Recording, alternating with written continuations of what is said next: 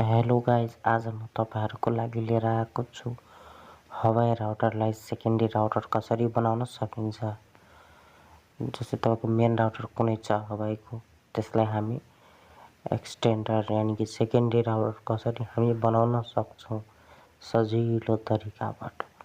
सर्वप्रथम तपाईँले राउटरलाई रिसेट गर्नुहोस्। रिसेट गरेर कनेक्ट गर्नुपर्ने हुन्छ। राउटर पछाडिको पासवर्ड हालेर कनेक्ट गर्नु। मेरो रिसेट गरिसकेको छु। पासपोर्ट रहेको छ मेरो, मैले कपी गरेको थिएँ।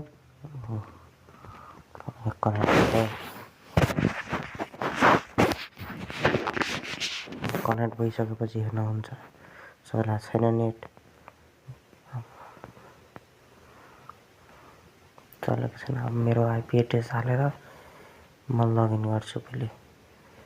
आइपी एड्रेस रहेको छ 192.168.18.1 सर्च गरेँ। युजर नेम पासवर्ड मागो। युजर नेम पासवर्ड मेरो सेभै छ। यो इपी एडमिन इपी तपाईँको अनि एक्जिटमा थिच्ने अनि एडभान्समा थिच्नुपर्ने हुन्छ। एडभान्समा अनि ल्यान्डमा थिच्नुहोस्। अनि यहाँ देख्न सक्नुहुन्छ ल्यान्ड 1, ल्यान्ड 2, ल्यान्ड 3, ल्यान्ड 4 गर्दै सबैलाई टिक लगाएर सेभ गरिदिनुहोस्। सेभ भइसकेपछि यहाँ तल हेर्न सक्नुहुन्छ टिएनएस सर्भिसमा थिच्नुहोस्।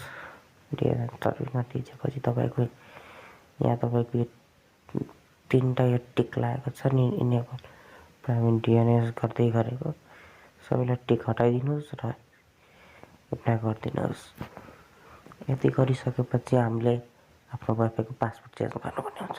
पासवर्ड चेन्ज त डब्लुएलएनमा गएर एसएसआइडी नाम चेन्ज गर्ने। नाम के राख्नुहुन्छ राख्नु होला। अनि तल तपाईँको यहाँ डब्लुपिएससी नेमलाई टिक हटाइदिने अनि नयाँ पासवर्ड राख्नुपर्ने हुन्छ। अनि तपाईँलाई के लाग्छ त्यो राख्नु। जस्तै मैले राखेको छु 1 2 3 4 5 6 7 8 सम्म राखिदिएको छु। यसरी तपाईँले राखेर एप्लाई गरिदिनुहोस्। यसरी गएपछि अफ भएर अन हुन्छ। इथरनेट हामीले हालेकै छौँ मेन राउटरको ल्यान्डबाट सेकेन्डरी राउटरको ल्यान्डसम्म हाल्नुपर्ने हुन्छ।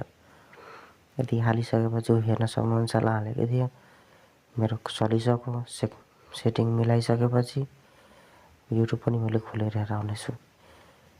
हेर्नु होला युट्युब पनि मेरो लोड भइसक्यो। रिफ्रेस गरेर हेरौँ फेरि पनि भइसकेको छ। चेक गर्न सक्नुहुन्छ मेरो हुने राउटर रहेछ सेकेन्डरी नै राउटर चलिसकेको छ नेट। यस्तै भिडियोको लागि हाम्रो च्यानललाई सब्सक्राइब गर्नुहोला।